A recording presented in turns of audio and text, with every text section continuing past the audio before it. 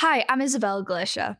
And I'm Dr. Jody Galichia. And in today's video, we're going to be talking about heart failure. Heart failure occurs simply when the heart cannot pump enough blood to supply your body with its needs. In other words, to keep your brain functioning, to keep your kidneys functioning, keep your lungs clear. So heart failure means that the heart just isn't beating properly as a pump. Now, how does that occur? Well, it can be due to a host of things. Heart attacks can cause heart failure due to damage to the heart muscle. There are infections such as pericarditis, where the heart can get surrounded by infection, and that can cause heart failure. One of the most important things is heart failure caused by valvular insufficiency or valvular stenosis. In other words, heart valve is not working. It affects the muscle of the heart. The heart doesn't beat well as a pump, and then you have heart failure. And patients often have heart failure kind of sneak up on them because they don't know they have it, and they start getting a little tired. They get a little bit short of breath. They have trouble climbing stairs.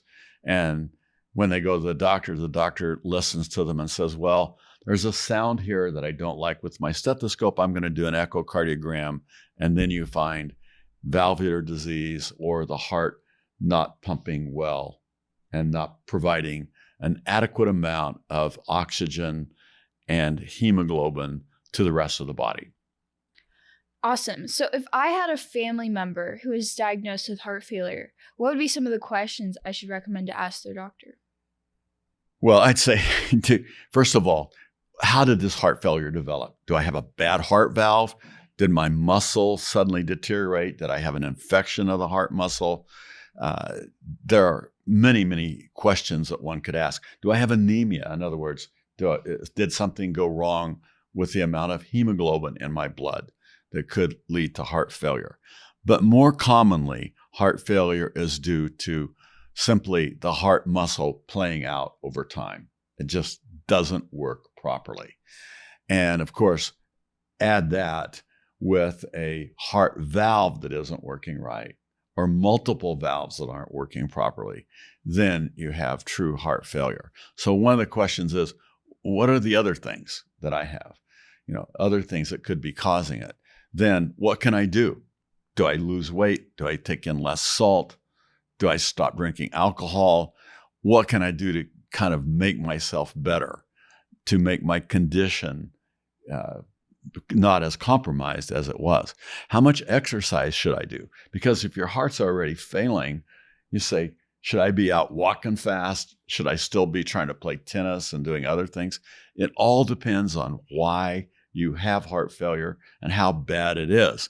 So, there are myriad reasons why it would have to be tailored for your situation. But generally speaking, if you have heart failure, excessive exercise is deleterious. It's bad for you, not good. But moderate exercise, such as walking a certain distance a day, not at full speed, but walking, tends to help preserve your heart function. How much salt should I eat? Salt makes things worse because it causes fluid retention. Would I benefit from a new device? And here's where I think the magic of science comes into play. Now, if you have heart failure, we can put in pacemaker-like devices that help the heart beat better. And that is tremendous. Cardiac rehab, that's a question that everybody would ask. Would I benefit from going to cardiac rehab? Learning more about why I have heart failure and what I can do to make it better. And then how often should I have my heart checked? Last question is, doctor, does it look like I'm going to need surgery on my heart? Those are some of the basics that you're going to want to know when you have that visit with your doctor. How do I get better after knowing what caused it? And down the line, is there something like a pacemaker-like device, or is there surgery that needs to be done on my heart for a valve or some other part of my heart?